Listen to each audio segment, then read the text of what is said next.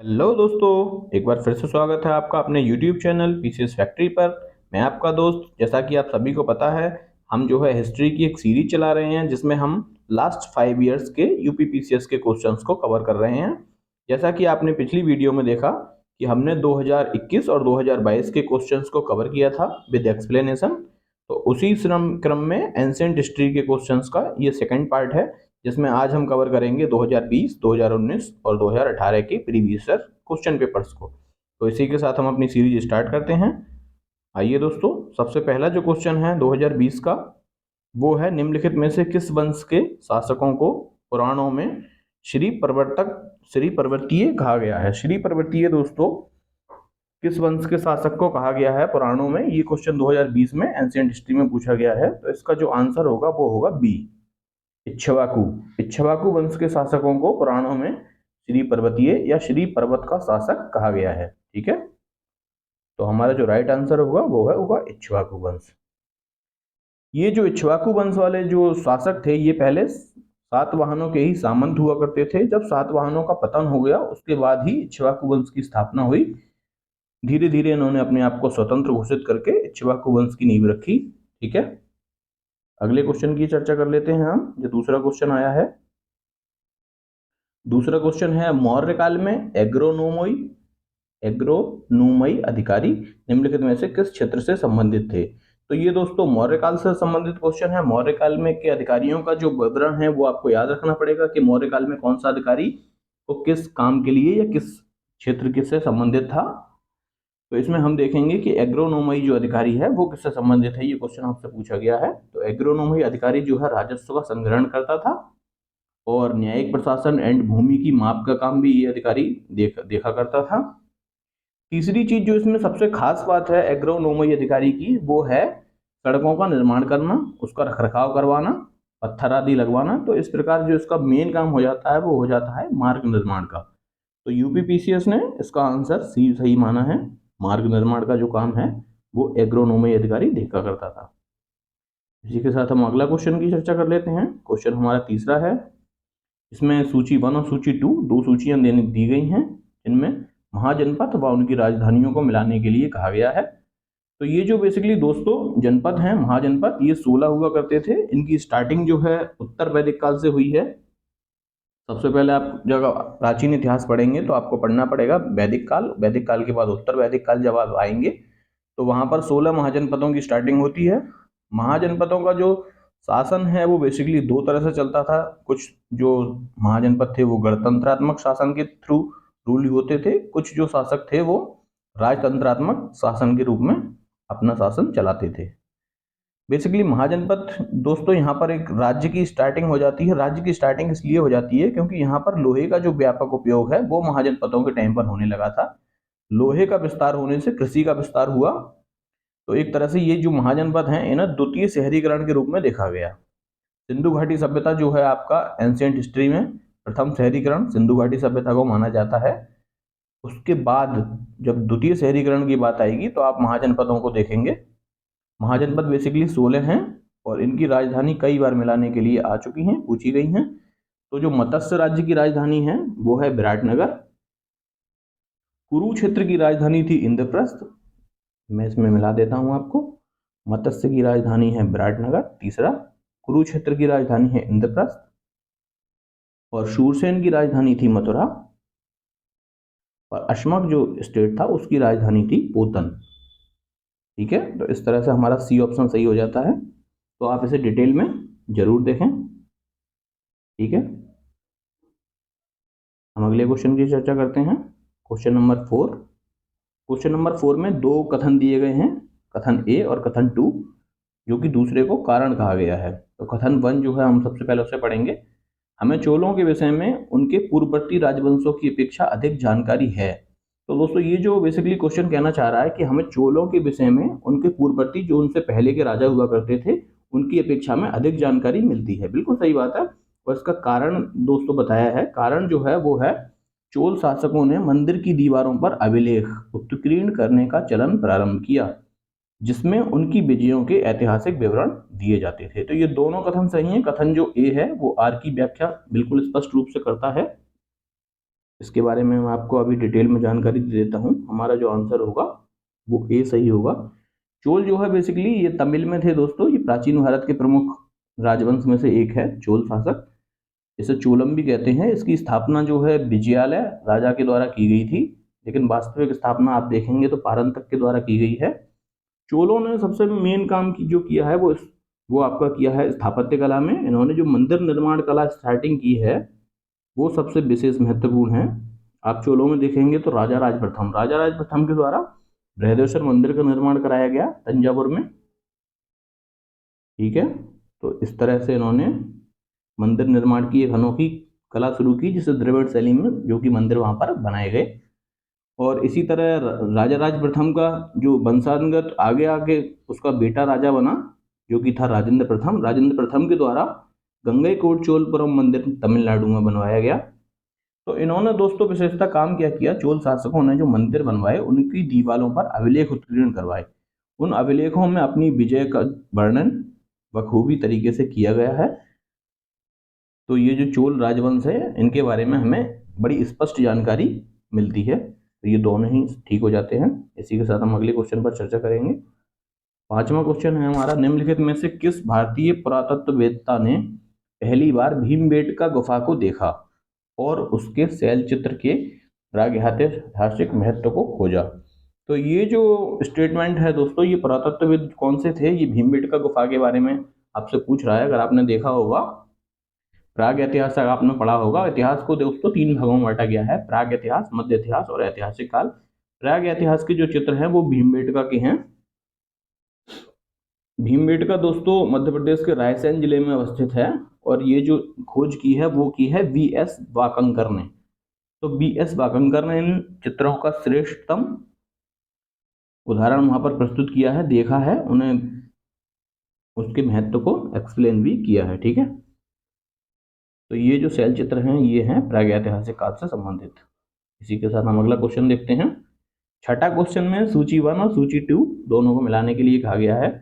सूची 1 में हड़प्पा के कुछ स्थल दिए गए हैं और सूची 2 में ये पूछा गया है कि वो जो स्थल हैं कौन से संघ या राज्य क्षेत्र या भारत के राज्य से संबंधित है। तो बालू जो स्थल है ये हरियाणा से संबंधित है, बालू हरियाणा। मांडा जो है, मांडा जम्मू कश्मीर में है। ये हड़प्पा का सबसे उत्तरी स्थल है मांडा, जम्मू कश्मीर में, जम्मू जे.एंड.के के 20 से 25 किलोमीटर ऊपर आप अगर जाएंगे तो नॉर्थ वेस्ट साइड पर ये मांडा हड़प्पा सभ्यता का स्थल आपको मिलेगा। पाडरी जो स्थल है, पाडरी गुजरात में है और हुलास उत्तर प्रदेश का है। तो ये जो हड़प्पा कालीन स्थल हैं इन्हें मिलाने के लिए दिया गया है। मैंने जैसा आपको पिछली वीडियो में बताया था कि हड़प्पा से हमेशा 1 या 2 क्वेश्चन बनने के चांसेस रहते हैं। तो आपको विशेषकर एंशिएंट हिस्ट्री में जो है हड़प्पा सभ्यता, उसके बाद धार्मिक में बौद्ध जैन, उसके बाद आप आगे बढ़ेंगे तो वैदिक काल, वैदिक काल में वैदिक के बाद उत्तर वैदिक काल, उत्तर वैदिक काल के बाद जैसे आपने देखा अभी महाजनपद का क्वेश्चन हमने डिस्कस किया था, तो महाजनपद की स्टार्टिंग हो जाती है वहीं से। इसी के कालक्रम के हिसाब से आपकी हिस्ट्री आगे बढ़ती रहती है। तो आप उसी तरह से इसे प्रॉपर वे में तैयार करें। अगले क्वेश्चन की हम चर्चा कर लेते हैं। हमारा 7वां क्वेश्चन है, निम्नलिखित कथनों पर विचार कीजिए और नीचे दिए गए कूटों से सही उत्तर चुनिए। तो इसमें फर्स्ट ऑप्शन है, मुल्तान के सूर्य मंदिर का उल्लेख हुएनसांग, आवूज ईद और अलमसूदी तथा अलबरूनी ने किया है। तो मुल्तान के जो सूर्य मंदिर का उल्लेख है हेनसांग, आवूज ईद, अलमसूदी और अलबरूनी ने किया है। ये बिल्कुल सही आंसर है। हुएनसांग जो है हर्षवर्धन के समय में भारत में आया था, भारत की यात्रा की थी, तो इसने इसका विवरण अपने उल्लेखों में दिया है। इसी तरह अलमसूरी ने भी अपनी पुस्तक मुरूज उल जवाह नामक पुस्तक में, जो कि भारत पर केंद्रित है, उसमें इस मंदिर का उल्लेख किया है। दूसरा पॉइंट है, साम्यपुर यात्रोत्सव सूर्य पूजा से संबंधित है। तो ये बिल्कुल सही बात क्या है दोस्तों, ये दोनों स्टेटमेंट बिल्कुल सही हैं, अतः सी आंसर हमारा बिल्कुल सही है। इसी के साथ हम अगले क्वेश्चन की चर्चा करते हैं। हमारा 8वां क्वेश्चन है, सूची 1 और सूची 2 फिर से आप देख रहे हैं कि मिलाने के लिए दिए गए हैं। ये भी आपका एंशिएंट हिस्ट्री का क्वेश्चन है। तो सिंधु घाटी जो सभ्यता है वो किस टाइप की सभ्यता थी, ये आपसे पूछा गया है। तो जो दोस्तों आपको पता होगा, जैसा कि मैंने अभी आपको बताया कि सिंधु घाटी सभ्यता जो है एक नगरीय सभ्यता थी। तो हमें इसे मिलाएंगे। सबसे पहले सिंधु घाटी सभ्यता को नगरीय सभ्यता से, उत्तर वैदिक समाज जो है वो कृषक समाज है, उत्तर वैदिक के बाद आपको मैंने जैसे आपसे कहा था महाजनपद स्टार्ट हो जाएंगे, फिर द्वितीय नगरीकरण की स्थिति आ जाती है वहां पर। ऋग्वैदिक जो समाज है वो कैसा समाज था? तो ऋग्वैदिक समाज एक तरह से चारागाह समाज था ऋग्वैदिक समाज, और मध्यकाल में बेसिकली दोस्तों जमींदारी प्रथा की स्टार्टिंग मध्यकाल से मानी गई है। तो इसका ये आंसर बिल्कुल सही है। इसी तरह हमारा डी ऑप्शन करेक्ट हो जाता है। सिंधु घाटी सभ्यता को नगरीय सभ्यता, उत्तर वैदिक समाज कृषक समाज से संबंधित है, ऋग्वैदिक समाज जो है चारागाह थे, और मध्यकाल में आकर जमींदारी प्रथा की स्टार्टिंग है। तो इसी तरह 8 क्वेश्चन हम देख चुके हैं जो कि 2020 में आए हैं। अगला क्वेश्चन है 9th, जिसमें भी 2 स्टेटमेंट दी गई हैं। तो आप इस तरह के क्वेश्चनों को दोस्तों ध्यान में रखेंगे। अधिकतर जो यूपीएससी या पीसीएस इस बार पैटर्न पूछ रहा है वो या तो मिलान करने के लिए देता है आपको, या कथन और कारक के रूप में स्टेटमेंट देता है। तो आप जब भी पढ़ें, हिस्ट्री को जब भी कवर करें, तो डीपली नॉलेज आपको उसकी होनी चाहिए, तभी आप उसका क्वेश्चन अटेम्प्ट कर पाएंगे। तो 9th क्वेश्चन हम देखते हैं। इसमें कथन ए है, भारतीय राजनीतिक व्यवस्था की प्रकृति में निरंतरता और परिवर्तन के तत्व मूर्त रूप में पाए जाते हैं। सबसे मेन जरूरी बात जो है, क्वेश्चन को आप जब भी अटेम्प्ट करें दोस्तों, हमेशा 2 बार पढ़ें। उससे पहले जल्दबाजी में कभी भी क्वेश्चन अटेम्प्ट ना करें। इसका कारण क्या है दोस्तों कि एक बार जब आप पढ़ते हैं क्वेश्चन का, तो आप उसका पूरी तरह से स्पष्ट समझ नहीं पाते हैं, जिसके कारण आपको क्वेश्चन को गलत होने के चांसेस ज़्यादा रहते हैं। तो मेरा आपको सुझाव है, जब भी आप क्वेश्चन अटेम्प्ट करें उस क्वेश्चन को कम से कम 2 बार पढ़ें। इसका कारण हम यहाँ पर बता रहे हैं, भारतीय राजनीतिक व्यवस्था में निम्न राजनीतिक कार्यशैलियों जैसे आधुनिक शैली, परंपरागत शैली और संत शैली के तत्व समाहित हैं। तो इस कूट में पूछा गया है ए और आर दोनों सही हैं तथा आर ए की व्याख्या करता है। तो ये बिल्कुल सही है दोस्तों, इसका ए आंसर सही हो जाएगा। ये कहना क्या चाहता है इसके बारे में हम एक और बार चर्चा कर लेते हैं। भारतीय राजनीतिक व्यवस्था की प्रकृति में निरंतरता एवं परिवर्तन के तत्व मूर्त रूप में पाए जाते हैं। तो भारतीय राजनीतिक व्यवस्था की जो प्रकृति है, मौर्य काल से लेकर आधुनिक युग तक अपने विशिष्ट तत्व जो है मूल रूप से उसमें आज भी विद्यमान है। कुछ चीजें हमने मौर्य काल से लेकर आज के आधुनिक युग तक चलती आ रही हैं हमारी राजनीतिक व्यवस्था में। यद्यपि विभिन्न युगों और कालांतरों में निश्चित परिवर्तन हुआ है, ठीक है। इसी परिवर्तन के साथ भारतीय राजनीतिक व्यवस्था में आधुनिक शैली, परंपरागत शैली और संत शैली तीनों के तत्व भी समाहित हैं। तो ए और आर दोनों सही हो जाते हैं। इसी के साथ हम अगला क्वेश्चन देखेंगे। तो जैसा कि आपने देखा दोस्तों, 2020 में ये 9 क्वेश्चन जो है 2020 के आए हुए हैं। तो आप देख सकते हैं कि एनसीईआरटी हिस्ट्री का कितना वेटेज है आपके एग्जाम में। आप किसी भी चीज को छोड़ करके आगे नहीं बढ़ सकते हैं। इसी के साथ हम 10वां क्वेश्चन देख रहे हैं जो 2018 यूपीपीसीएस में पूछा गया है। निम्नलिखित में से कौन सा शुक्ल यजुर्वेद की संहिता है? तो शुक्ल यजुर्वेद की संहिता आपको पता होना चाहिए दोस्तों। जब आप एंशिएंट हिस्ट्री कवर करेंगे तो आप देखेंगे कि 4 वेद हैं, ऋग्वेद, यजुर्वेद, अथर्ववेद, सामवेद। यजुर्वेद जो है वो दूसरा सबसे मुख्य वेद है। ये यजुर्वेद, यजुर्वेद को 2 भागों में बांटा गया है। इसकी 2 शाखाएं हैं, शुक्ल यजुर्वेद और कृष्ण कृष्ण यजुर्वेद। शुक्ल, ये शुक्ल यजुर्वेद, और इधर आप देखेंगे कृष्ण कृष्ण यजुर्वेद। तो शुक्ल यजुर्वेद की संहिता को वाजसनेय संहिता कहते हैं। तो इसका ए आंसर बिल्कुल सही हो जाता है। शुक्ल यजुर्वेद जो है वो केवल पद्य में मिलता है, पद्य में, ठीक है। इसमें केवल मंत्र हैं, ओके। इसी के साथ हम जब कृष्ण यजुर्वेद देखेंगे तो कृष्ण यजुर्वेद पद्य और गद्य दोनों में मिलता है। कृष्ण यजुर्वेद की 4 शाखाएं हैं, तैतरीय शाखा, मैत्रायणी शाखा, काठक और कठ काष्टिल शाखा, ठीक है। तो शुक्ल यजुर्वेद को आपसे क्वेश्चन पूछा गया है, शुक्ल यजुर्वेद की संहिता है वाजसनेय संहिता।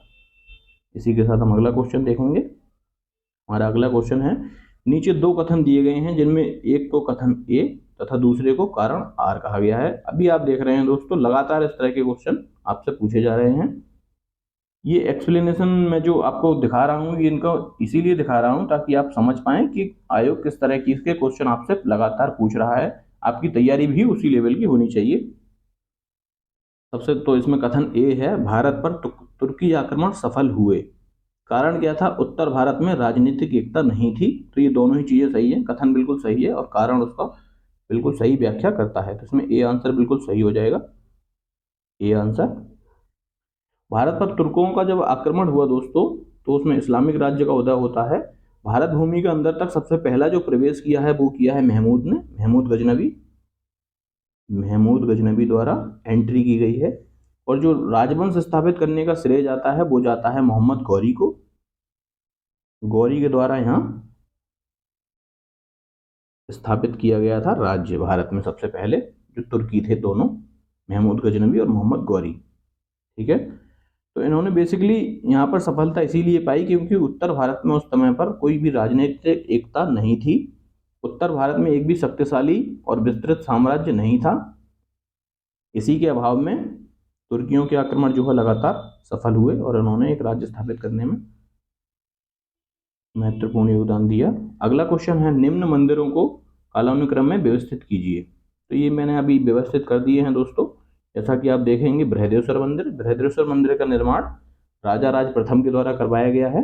ये राजा राज प्रथम और राजेंद्र प्रथम दोनों चोल डायनेस्टी से संबंधित हैं।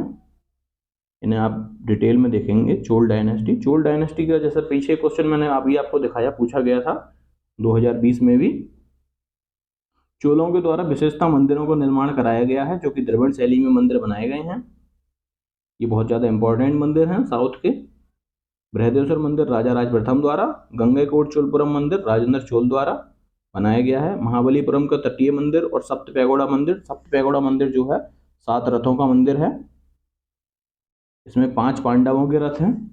इसी तरह 2 अन्य रथ भी बनाए गए हैं जो कि एकाश्म पत्थर को तराश करके बनाया गया है। महाबलीपुरम को ही मामल्लपुरम भी कहते हैं। इस जो मामल्लपुरम को बसाने का कार्य ही नरसिंह वर्मन प्रथम द्वारा किया गया है। नरसिंह वर्मन, ठीक है। नरसिंह वर्मन जो है ये पल्लव वंश से संबंधित थे, पल्लव डायनेस्टी। और राजा राज प्रथम और राजेंद्र चोल ये जो है चोल डायनेस्टी से संबंधित हैं। तो जब आप साउथ इंडिया में देखेंगे, इसका कल्चर पढ़ेंगे साउथ में, तब आपको इसके बारे में विस्तृत जानकारी मिल जाएगी। ठीक है, इनको कालक्रम के अनुसार लगाने की बात कही गई है। तो सबसे पहले जो कालक्रम में आएगा वो डी ऑप्शन सही है। डी ऑप्शन में सबसे पहले जो मंदिर का निर्माण होगा वो सप्त पैगोडा मंदिर किया जाएगा। 7 रथ मंदिर बनाए गए हैं। उसके बाद महाबलीपुरम का तटीय मंदिर बना है। इसके बाद बना है बृहदेश्वर मंदिर, क्योंकि ये राजा राज प्रथम के द्वारा बनाया गया है। और सबसे लास्ट में जो मंदिर बना है वो बना है राजेंद्र चोल द्वारा, गंगैकोट चोलपुरम मंदिर। क्योंकि राजेंद्र चोल जो है वो राजा राज प्रथम का ही बेटा था, अतः सबसे लास्ट में राजेंद्र चोल के द्वारा मंदिर बनवाया गया है। ठीक है, इसी के साथ हम अगले क्वेश्चन पर चर्चा करते हैं। हमारा अगला क्वेश्चन है, हाथी गुम्फा का अभिलेख किस शासक के विषय में जानकारी देता है। तो हाथी गुम्फा जो अभिलेख है दोस्तों, ये खारवेल नरेश के शासक के विषय में जानकारी देता है। खारवेल नरेश। हाथी गुम्फा अभिलेख उड़ीसा के भुवनेश्वर के पास स्थित है। और हाथी गुम्फा जो अभिलेख है वो प्राकृत भाषा में लिखा गया है, प्राकृत भाषा। ठीक है, इसमें खारवेल के बचपन, शिक्षा, राज्याभिषेक और उसने कैसे शासन किया है उसके बारे में विस्तृत जानकारी मिलती है। इसी के साथ हम अगले क्वेश्चन की चर्चा करते हैं। हमारा अगला क्वेश्चन है, निम्न में से किस स्थानों से मध्य पाषाण काल में पशुपालन के साक्ष्य मिलते हैं। तो मध्य पाषाण काल, जैसा कि मैंने आपको बताया, आप 3 कालखंडों में से बांट सकते हैं, प्राग ऐतिहासिक काल, मध्य पाषाण काल, और उसके बाद ऐतिहासिक काल। तो मध्य पाषाण काल में जब पशुपालन बेसिकली स्टार्ट हुआ था, तो पशुपालन के सबसे पहले जो साक्ष्य हैं मध्य प्रदेश के होशंगाबाद के निकट आदमगढ़ में मिलेंगे आपको, और राजस्थान के भीलवाड़ा जिले में बागौर में मिलेंगे। तो यहाँ पर जो क्वेश्चन पूछा गया है मध्य पाषाण काल में पुरापाषाण के प्रमाण कहाँ पर मिलते हैं, तो आप यहाँ पर देखेंगे बागौर। बागौर कहाँ पर है? राजस्थान में। आप इसे याद रखेंगे। 2 जगह मध्य पाषाण काल से इस तरह के साक्ष्य मिलते हैं। अगला क्वेश्चन है फिर से उसी तरह का, सूची 1 और सूची 2 दोनों को सम्मिलित करने के लिए कहा है। तो इसमें आप देखेंगे कि धनंजय का जो है राज्य वो मिलता है कुस्तलपुर से। ये यहाँ पर देखेंगे आप, कुस्तलपुर। दक्षिण भारत के समुद्रगुप्त के समकालीन नरेशों को उनके राज्य से मिलाना है। धनंजय बेसिकली संबंधित है कुस्तलपुर राज्य से। नीलराज जो है, नीलराज का शासन है अवमुक्त, और उग्रसेन ने शासन किया था पालक्का में। उग्रसेन ने शासन किया था पालक्का में, और विष्णु गोपा के द्वारा शासन किया गया था कांची में। इस तरह हमारा सी ऑप्शन बिल्कुल सही हो जाता है। इसी के साथ हम अगले क्वेश्चन की चर्चा करते हैं। हमारा 16वां क्वेश्चन है, निम्नलिखित में से सिंधु सभ्यता से संबंधित कौन से केंद्र उत्तर प्रदेश में स्थित हैं। उत्तर प्रदेश में दोस्तों बेसिकली 2 केंद्र अवस्थित हैं, वो हैं आलमगीरपुर और हुलास। ठीक है, आलमगीरपुर दोस्तों उत्तर प्रदेश के मेरठ जिले में स्थित है और हुलास जो है वो सहारनपुर में है। आलमगीरपुर कहाँ पर स्थित है आपसे कभी पूछा जाए तो आलमगीरपुर है मेरठ में, मेरठ जिले में स्थित, और हुलास है सहारनपुर, सहारनपुर डिस्ट्रिक्ट। ठीक है, इस तरह से आंसर डी बिल्कुल सही हो जाता है आपका। सिंधु घाटी सभ्यता से दोस्तों आप देख रहे होंगे हमेशा 1 से 2 क्वेश्चन पूछे जाने की संभावना रहती है। अगला हमारा जो क्वेश्चन है वो है निम्न में से कौन सी संस्था विदेशी व्यापार से संबंधित है। 4 संस्थाएं दी गई हैं, श्रेणी, नगरम, नानादेश और मणिग्राम। तो इसमें दोस्तों श्रेणी जो है एक प्रकार का व्यवसाय करने वाले लोगों की समिति हुआ करती थी, संगठन हुआ करता था श्रेणी, और नगरम जो है उन्हीं व्यापारियों के स्थानीय संगठन को कहते हैं नगरम। तो ये जो दोनों संस्थाएं हैं ये व्यापारियों से संबंधित हैं, व्यापारियों से संबंधित हैं। श्रेणी जो है व्यवसाय करने वाले लोगों की एक समिति हुआ करती थी, नगरम जो है व्यापारियों के स्थानीय संगठन को कहते थे। और जो यहाँ पर जो क्वेश्चन पूछा गया है वो पूछा गया है आपका विदेशी व्यापार से संबंधित थी। तो विदेशी व्यापार से ऑप्शन जो आयोग ने माना है वो सी और डी को सही माना है, नानादेशी और मणिग्राम। नानादेशी और मणिग्राम ऐसी संस्थाएं थी जो विदेशी व्यापार से संबंधित थी। इसी के साथ हम अपने अगले क्वेश्चन पर चर्चा करेंगे। हमारा अगला क्वेश्चन है पुष्पमित्र शुंग द्वारा 2 अश्वमेध यज्ञ किए जाने के बारे में जानकारी किस लेख से मिलती है। तो ये जो जानकारी है पुष्पमित्र शुंग द्वारा 2 यज्ञ किए गए, ये जानकारी हमें मिलती है अयोध्या लेख से। पुष्पमित्र शुंग जो है अंतिम मौर्य शासक बृहद्रथ का सेनापति था।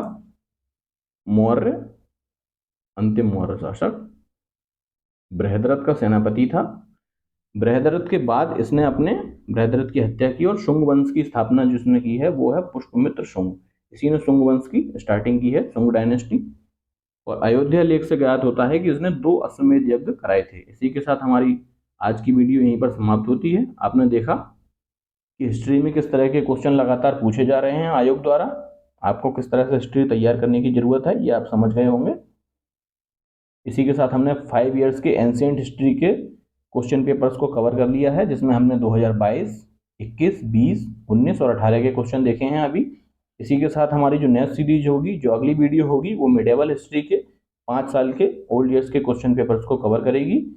अगर आपको वीडियो अच्छी लगती हैं तो हमारी वीडियोस को लाइक करें, चैनल को सब्सक्राइब करें, और PDF डाउनलोड करने के लिए आप हमारे टेलीग्राम ग्रुप को अवश्य ज्वाइन कर लें, जिससे कि आपको हमारी PDF लगातार वहाँ पर मिलती रहें। इसी के साथ मैं वीडियो को समाप्त करता हूँ। जय हिंद दोस्तों, धन्यवाद।